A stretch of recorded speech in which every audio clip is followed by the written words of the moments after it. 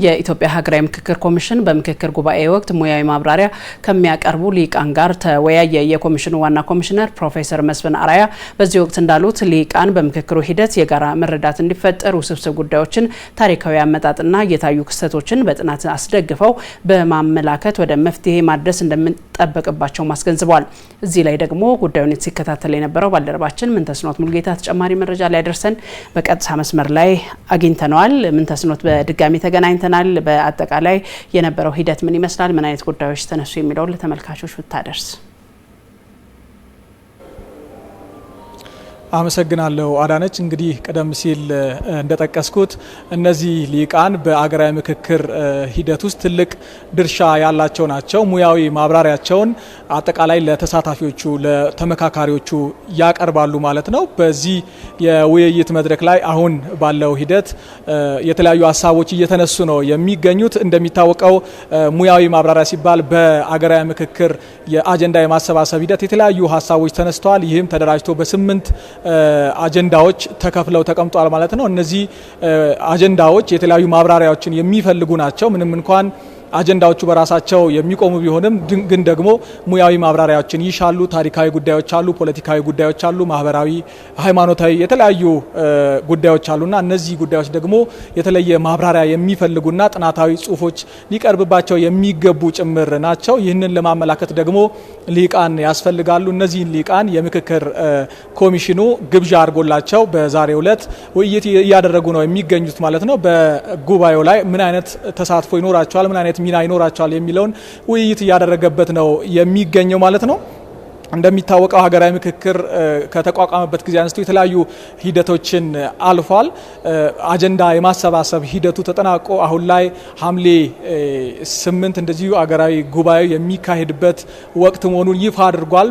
ከዛ በኋላ እንግዲህ ለ4 ሳምንታት ያክል በትንሹ የምክክር ሂደቱ የሚካሄድ ነው የሚሆነው ማለት ነው። እነዚህ ሊቃን የተለያዩ ሚና ይኖራቸዋል። አንድ አይነት መረዳት እንዲኖር እንግዲህ እንደሚታወቀው ምክክር ሲባል የተለያዩ ሀሳቦች ይነሳሉ፣ የተለያዩ ውይይቶች ይደረጋሉ። በዛ መካከል ግን አንድ አይነት መረዳት እንዲኖር ሚናቸው ትልቅ መሆኑ እንደዚሁ በመድረኩ ላይ ተነስቷል ማለት ነው። ሌላው ውስብስብ ጉዳዮች በዚህ ውይይት ላይ መነሳታቸው አይቀርም።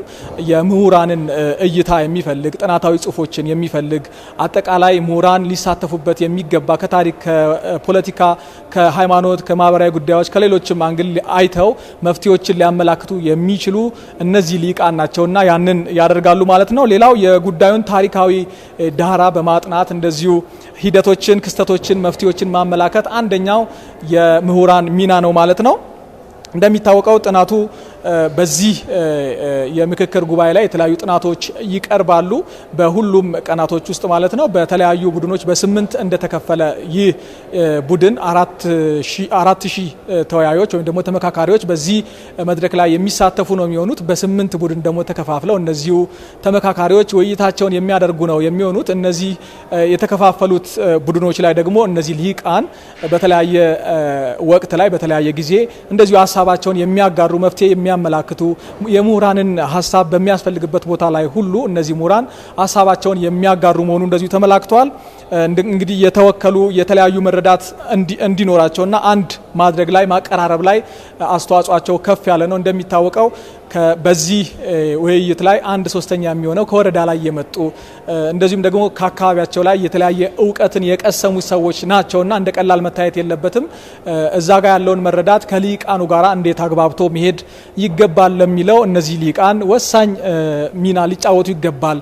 ታች ካለው ማህበረሰብ ጋራም ተግባብተው ሊሰሩ ይገባልና ይህንን ከማቀራረብ አንጻር ትልቅ አስተዋጽኦ ሊኖራቸው እንደሚገባም እንደዚሁ ተመላክቷል። ምክንያታዊ ሆነው በአገራዊ ምክክር ላይ እንደሚታወቀው ትላልቅ ወሳኝ ጉዳዮች የተነሱበት አጀንዳዎች ተጠቅሰዋል። ስለዚህ እነዚህን አጀንዳዎች ዳር ለማድረስና ከመግባባት ላይ ለመድረስ ግዴታ እነዚህ ተወያዮች ምክንያታዊ ሆነው በተረጋጋ መንፈስ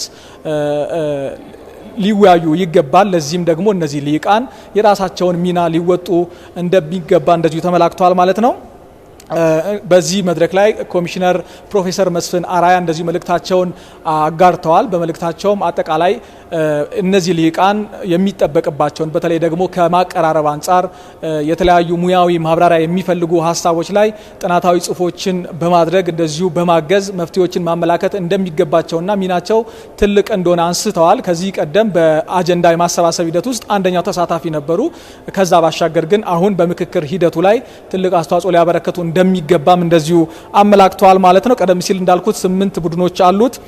ትልቅ ሚና አላቸው። በአንድ ሳምንት ውስጥ ተመካካሪዎች ወደ አዲስ አበባ የሚገቡ ይሆናል።